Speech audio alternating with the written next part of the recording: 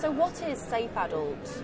SAFEAdult, we're part of a registered charity called Safe Child, and we've used our experience of safeguarding for probably over 11 years, and we get lots of requests for safeguarding vulnerable adults, so that's how we started. And this is our second show actually this year, but we've actually been going for about 6 months.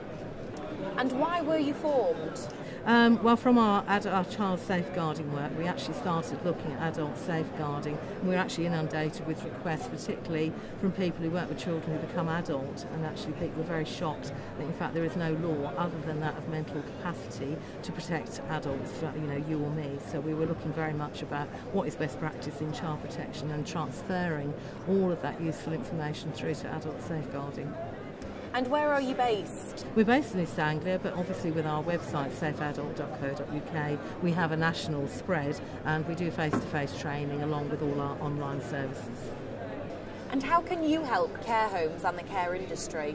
It's been very interesting here today at the show. We've been inundated. We've had well over 100 people come to talk to us, actually in quite some depth. I think there's two things. A lot of people actually want to do the best job they can for the adults who may be vulnerable in their care, but of course the major thing is of course the Care Quality Commission, and that's focusing everybody on the Outcome 7 and the standard of safeguarding and what you need in place. So we're the one-stop shop. We provide everything from CRB checks, safeguarding policies. We also have a toolkit, but the most exceptional thing on our website beyond the online training is the risk assessment, and anyone can go on when they've paid their membership to do a self-risk assessment that's submitted to our team of specialist safeguarding experts who will verify that what they're doing is absolutely as safe as possible, and if they're successful they then achieve the SAFEAdult award.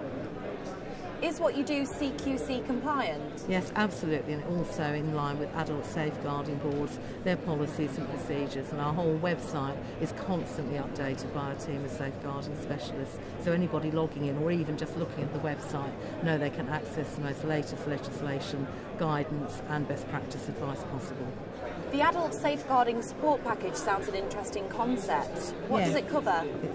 It's absolutely everything. It takes people through. We've had actually several people today who are thinking of starting up new organisations. It gives you everything that you need to be legislatively compliant, everything that you need for your CQC registration in terms of policies and procedures. Apart from the online risk assessment, we also do an email and telephone support. We do say to people you can't ring us if it's an emergency or an urgent case about an individual, but we have a range of people from all sorts of agencies that work with us at the charity who can provide the best practice advice. So people do and very often will ask us some quite difficult questions, but we will try and get the answers for them. Are there any simple steps organisations can take to improve their safeguarding?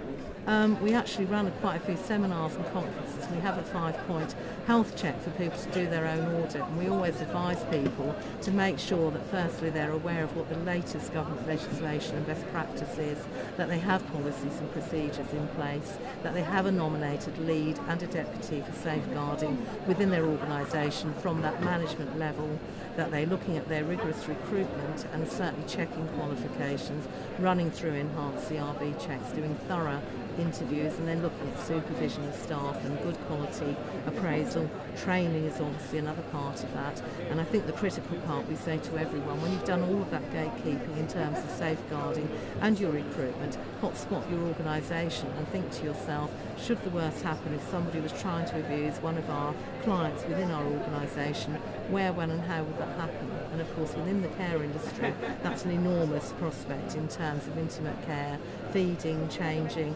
residential environment, and that's really what we're saying. Do your safeguarding risk assessment, assess the risk, try and put in measures to control some of that risk as well, and it is about codes of conduct, it's about good staff training, making sure staff work with empathy with the clients that they work with, and obviously monitor is the other key part to keeping your organisation as safe as possible.